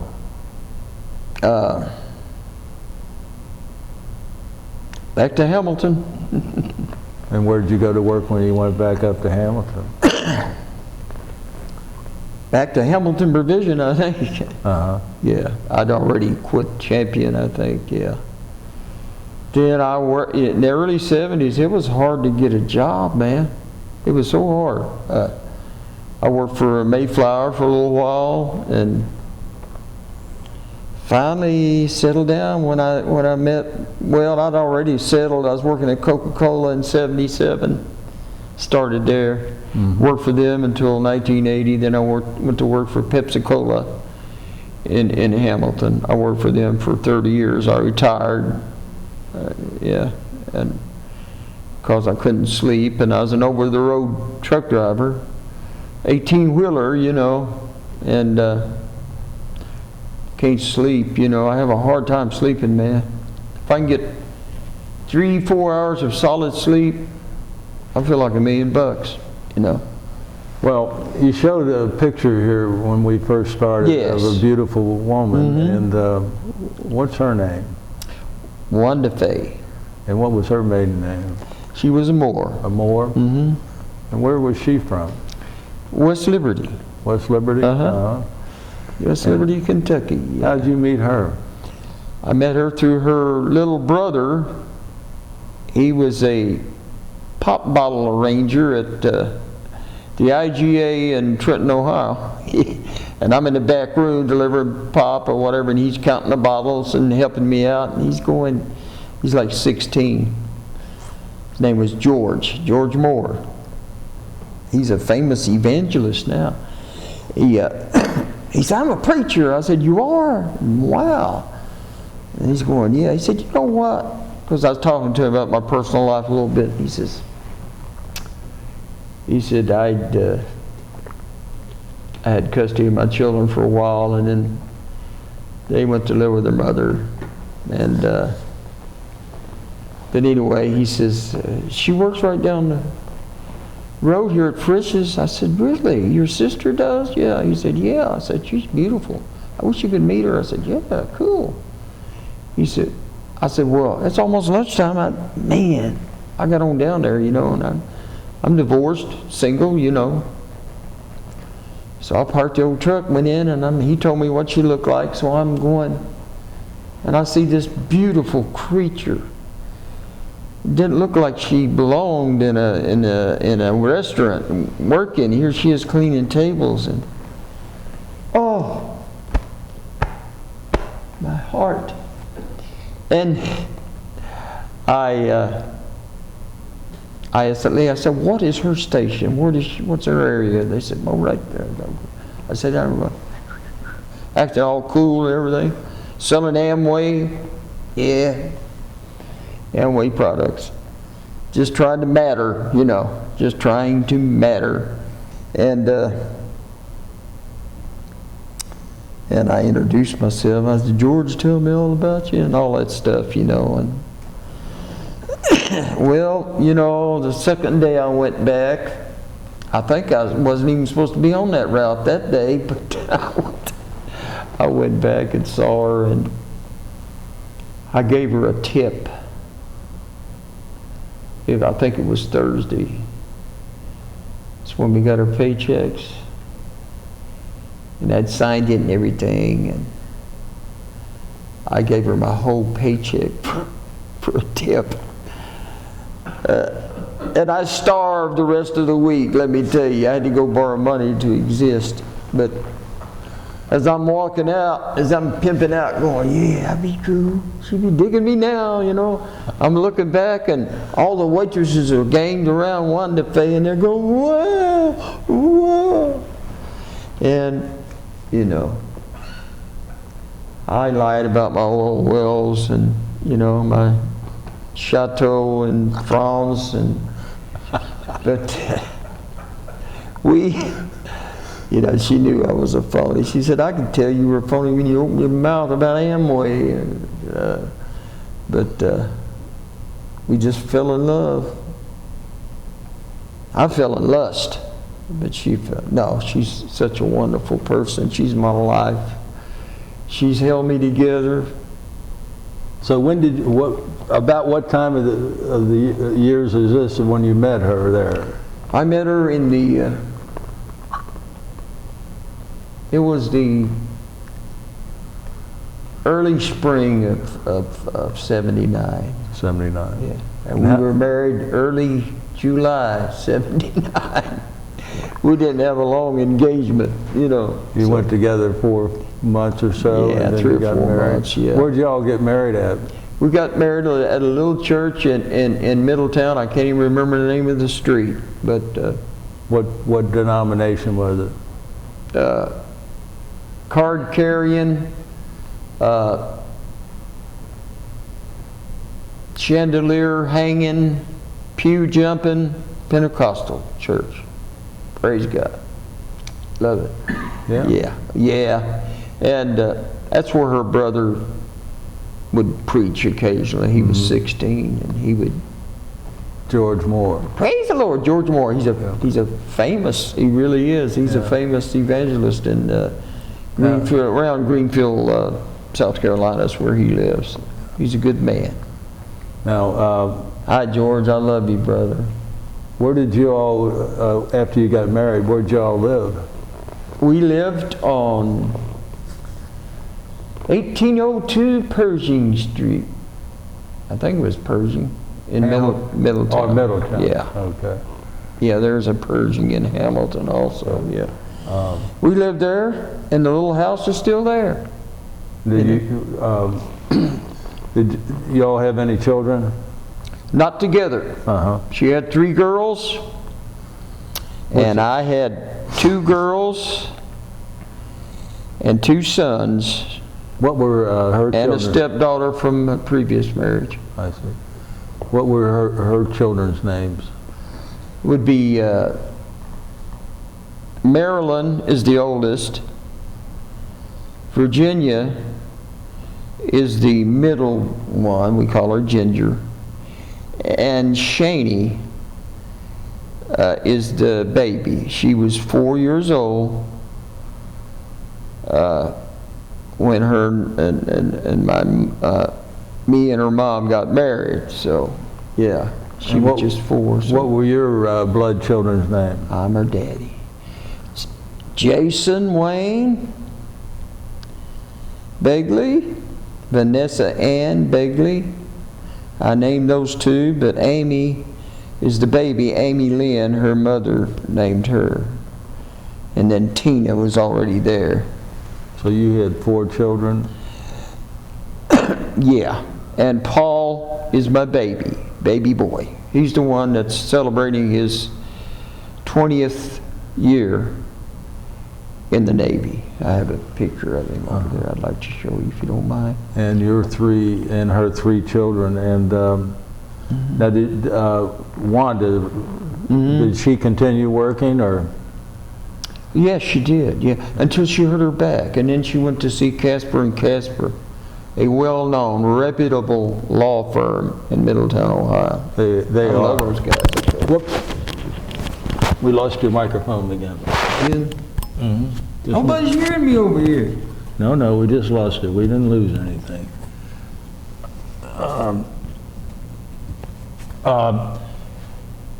I'd just So like to say, sir, Yeah. if you don't mind interrupting. No. Without my sense of humor, I would die.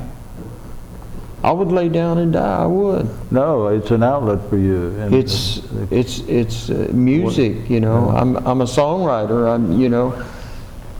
I got 34 songs on the internet, but nobody knows me, you know. They don't know who I am.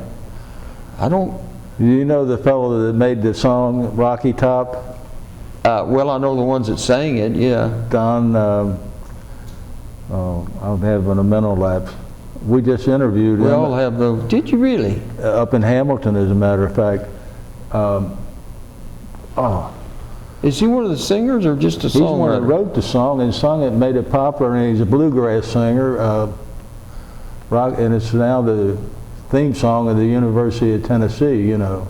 Oh, yeah. Rocky Top. There is a Rocky Top, Tennessee. Yeah. It's right off 75 there, yeah.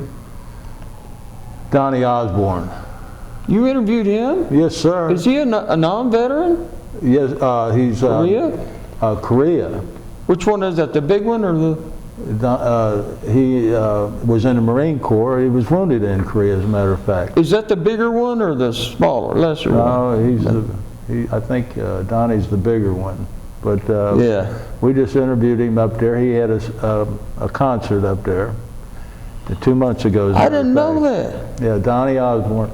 And he's teaching now down in Hyden. You know where Hyden is? What does he teach? School? Mandolin and banjo. Oh, okay. To a government school down there. Wow. 2 days a week. But anyway, Well, I'd like we'll to talk meet you. about that Yeah. after this. But That's great. So I guess you're alluding to the fact that maybe Wanda was hurt or something, or back. Yeah, she's only 4'11". But, you know, when God made her, he threw away the mold. That's one of my lines in my song I wrote about her, you know. Said, she's carrying a big tray, you know, big old, she was the best waitress they had, bar none. At Frisch's? Frisch's. 25 years she worked there. Yeah. She carried a big old tray with a whole bunch of food. This was in 82 or 3 again, whenever, you know, she got to that reputable law firm, Casper and Casper, world-renowned law firm, Casper and Casper, yes. We've all heard of it. Yeah, and I've been looking for that little ghost outside, but never saw it, you know, on there, Right. whatever. But yeah, she fell, she slipped on some water or something. And yeah, she messed her back up. And she's had 5 back surgeries. 5 back surgeries. Wow. Poor baby's been through a lot. She has. Plus, she's had to put up with me and my PTSD and. What was the year again that you got married? 79. 79. So that's 27. 38 years. 38 years. Yeah. Yeah. Yeah. Well, congratulations on that. I appreciate that. Yeah. That's a record in Hollywood, isn't it? Yes, it is. Well, 38 months is a record in Hollywood. Not just 30. Stole my line, but. Yeah. How many songs have you written, JB? Oh, God, I don't know. I really don't. I've written a lot. I have. Now, do you play the guitar? Yeah, I play mostly rhythm. I never learned to pick much, but I play rhythm and sing. Do you play any other instruments besides the guitar? No, that's about it. Yeah. I can play drums a little bit, you know, keep rhythm. Now, does your wife play any instruments? Yeah, she plays me, buddy, like no. She doesn't. She's a good singer, but I can't get her to sing, you know. Now, do you sing also? Yeah, I'm the writer, composer. I got 2 gentlemen that really, Mr. Jack White and Mike Markham. They both have studios, and I did all my work with them. They're great Vietnam veterans. Are you still writing music? Oh yeah. Oh. Give me a song. Do you write music? No, but You write music? I love country music. And Do you? Yeah. Well, I have a country flavor. Some of it's middle of the road stuff. Some of it's Bob Dylan-ish stuff. I liked him pretty good. You know, and I can't really, I never really. Well, when did you retire? I retired in, let me think, 2011? Yeah, 2011. And that was from Pepsi-Cola? Yes. Yeah, my VA doctor retired me. Because I get this sometimes from this. Mm-hmm. You know, it used to be just one hand, sometimes it'll be 2. And, you know, if it happens when I'm driving, I'll pull over. I can always, you know. But, yeah, and my back, you know, from clutch foot, I guess, all those years, sciatica, and I had 1 operation there, and I need 1 here. Tomorrow, I will be scheduled for a shot up here, I think, yeah, or an injection, whatever they call them. Well, I don't want to hurry you, but we're coming close to the end of our interview, and I wanted to. It's been wonderful. I appreciate it. I wanted to ask Pat Allen. Well, first, if you would you point out what each one of these medals represents? Okay. This is my unit, Americal Division, 11th Infantry Brigade, of the Americal Division. General Colden Powell was in the same division. And what was the big general's name? It doesn't matter. Westmoreland? No, the one that was in Iraq. Singlab? The big 4-star, I can't remember his name, but... started with an S, yeah, we'll think of it. Yeah. What's this medal here? This is a National Defense Medal. Mm-hmm. This is a Vietnam Medal. What are those stars These in are there? major campaigns there. And how many stars do you have there? That's just 2. This is the ribbon that would go on your suit or something if you wore it, yeah. Then we have this. This is a medal that the Vietnamese gave us that the United States, they okayed it. They said that's fine, but they didn't furnish the medal, but you can buy them. And you're allowed to wear them. Okay, and this, of course, you know what that is. That's a Purple Heart, yeah. These have my names on them. This is a Bronze Star. Okay.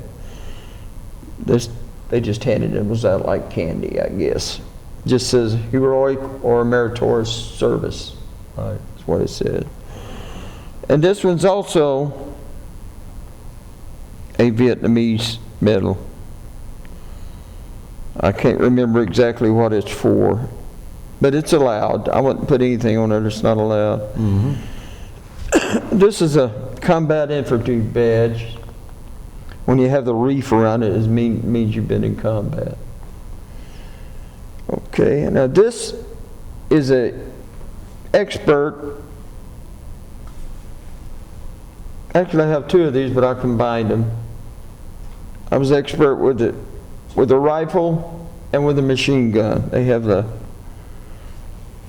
that would be with the M14. That's what I trained with, you know, until I got to Vietnam, and then they gave me an M16. So, and that's about it. And my son, Paul, if I could just show his picture over there. I got a couple pictures over there, if I could just show them. Yeah. Pat, if you would. I think you got it in there. So, do you see his picture in there? It's a big picture, yeah. It's laying in there by itself. Might be in the bottom. Okay, there it is, yeah. Very good. I'll put this down now. All righty.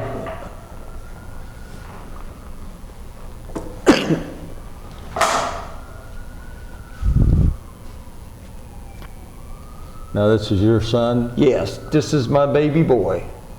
Paul? This is Paul. He just turned 38. Born 79. Been in 20 years. 20 November, yeah. Yes. Are you ready? Mm-hmm. Yeah, well, anyway, Paul, my son, there's that big picture of Mama there. If I could get that. It's probably hard for him to get that. No. But Paul and my wife, Wanda, they got together, you know, through all the years of drinking and fussing and stuff like that. I'd lost my medals. I didn't know where they were, you know, and I didn't have any. So she sent him a copy of my DD-214, you know, and it's got all the medals on there, and he got them for me. He and my wife, and they surprised me with that for, you know. Wow. I had an article in the Middletown Journal about that, and I forgot to bring it. I couldn't, you know, I don't have everything compiled like I should, but so proud of Paul. He just, since this picture's been taken here, I don't have new ones. He was just promoted a couple months ago to E8. Chief Master Sergeant. Okay. Yeah. A chief petty officer, I'm sorry. Yeah, not a that's Master Chief. Master Chief Petty Officer, I do believe, yeah. But he's really achieved so much. He's been across seas 5 different times. Wow. Incredible. And this is my wife, Wanda. This is taken about 20-some years ago. Not sure. Beautiful, beautiful. Yeah, she is. She's wonderful. We've all aged somewhat, but well, she's the glue that holds me together, you know. And my family, my children. I don't have pictures of all my kids or anything. And I know this is time consuming and not at all. You know, I could sit here and talk about killing a bunch of people, but that's not very pleasant, you know. We're not finished yet. No. So don't think, Pat, I know you've got a few questions that you want to ask JB. Yeah, I just like to say that. Just sit back. Oh, okay. I thought there was something behind. No, we're not. Pat, what question? I think I did tell you this was my brother No, oh yes, in Korea. in Korea. Yeah, I wrote a song about him. It's called "Forgotten Hero." It's on YouTube. Okay. Just I'll watch all you that. got to do is type my name in JBBEGLEY YouTube, and it's all there. I'll I've do got that. 34 songs on there. And this is my son, Paul. It's in the Navy. He's on the back. He's directing a jet in on deck of the USS Roosevelt. So, and these are all my family here that's been in the wars. Some of them not. I don't have all of them down there, but they're all, all the way back to the Civil War, and I'm very proud of that. You should be, absolutely. Yeah. See, he was petty officer, first class here. So, and this is this was my first CD.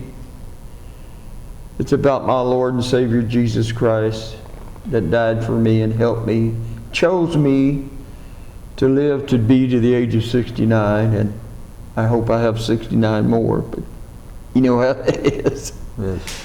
But yeah, that's dedicated to him. Mr. Jack White produced this and just opened his studio up to me, and didn't cost me a dime. He was he was in a very elite group in the 9th Infantry Division in Vietnam. I wrote a song about him also. That's on there. It's a video. Mm-hmm. And I got 2 videos on there. One's about prayer in school, and one is about Mr. White, Jack White. And, well, about finished here, I think. Yeah. There he is on one of the, he's standing in front. He had a little free time here. Here's some of the jets and everything he checks on, and he does all this letter, all these things. Here's some of the gentlemen that were in my family that were in the war. Let's hold that up so we can. This was Spanish American, I think. This was World War I. I forget their names, but they were distant relatives. Here you are. Yeah, my cousin, he dug all this stuff up for me, Mr. Begley, my first cousin. Because of him and another cousin of mine, they got together about 30-some years ago and finally got our mine back in Perry County that they cheated us out of. It was called the Price Coal Company. It doesn't matter now. But they quit mining because of, all the coal. They just shoved it aside, said, we don't need you, but hopefully they can get those coal miners back to work, And the lawyer sent us a letter and says we're no longer mining, so, we got $4,000. Unfortunately, you got 63 heirs to split that with, so. But that doesn't mean much, really, but I just thought I'd throw that in there. No. I should have got a reputable law firm like Casper and Casper. Thank you very much. Pat, what questions do you have for us? I want to take you back to Okay. back to Vietnam. You said you have some effects from Agent Orange. Yeah. But did you ever see any of the effects out in the jungle of Agent Orange or the defoliated areas? Well, there was so much stuff over there. Dysentery, sores on your arms, you don't know what it is, you just get it treated and go on. Like I say, in the fog of war, you get, my friend Jack got shrapnel all in his back and he never got a Purple Heart. And he finally did after 40-some years, 50, whatever it was. And in the fog of war, you just go on, man. You just put a Band-Aid on it. And did you ever see him delivering the Agent Orange? Never saw him, but I saw the effects of it after they went by. What did it look like? It looked like a bunch of twigs, no leaves on them. They get rid of the foliage, that way they can see the enemy, see? Did you fight in any of those areas after? Oh, yeah. Was in areas like that, yeah. Saw them, absolutely. You mentioned that you had been in the Tet Offensive. Yeah, What role did you play in the Tet Offensive? just search and destroy the enemy, defend, you know, all those things. The Tet Offensive, as I recall, it was a year-long thing. You know, it was a holiday that they carried on forever. You know, I don't know exactly what Tet means, but it meant hell for us. You know. Right. Yeah. You were talking about a lot of medevac helicopters coming in. Right. Did you ever see any of those helicopters taking fire and get shot down? Never saw one get shot down. No, but may I say something about? I saw a gentleman at the Cincinnati VA. Both legs were gone. He was in a wheelchair, of course, you know, and they were way gone, you know. And come to find out, he's a helicopter pilot in Vietnam, and he'd lost the crash. He crashed and lost both legs, and I stood there and put my arms around him and cried like a baby and thanked him. And he did also. I said, thank you so much. Because those guys, when they took us into a hot area, you had a door gunner on each side with M60s. They blistered them places, man. So we'd have time to get off the chopper and set up a defensive position for a while, you know. And those guys were wonderful, wonderful. Loved them. So important to that war, you know. Yeah. So important. Rode in the big, you know, the Hueys and the big Chinooks, you know, the big suckers. And it was amazing, you know. During your conversation here, you mentioned Joe Nuxhall, and 50 years from now, somebody watching this video is not going to know anything about Joe Nuxhall. Yeah, right. What could you tell us very briefly who Joe Nuxhall was? Joe Nuxhall played for the Cincinnati Reds. They drafted him when he was like 15 years old, I think. He was an amazing pitcher.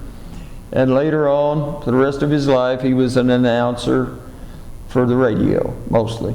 And Joe Nuxhall is well loved in Cincinnati, Ohio, and other places. Yeah, he's a good man. And his nickname was Hamilton Joe. Right? Hamilton Joe, yes. Yes, that was him. That's all I have, Ray. Thank you. He's a fine man.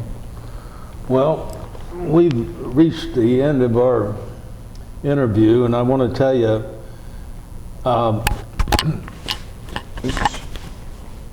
our interviews are not to glorify war by any means, but it is to pay honor and tribute to the men who gave up their youth to serve our country. And I want to thank you for this interview, and I want to thank you for your service to our country from the bottom of my heart. I appreciate that. Thank you, sir. I really do. Thank you so much. I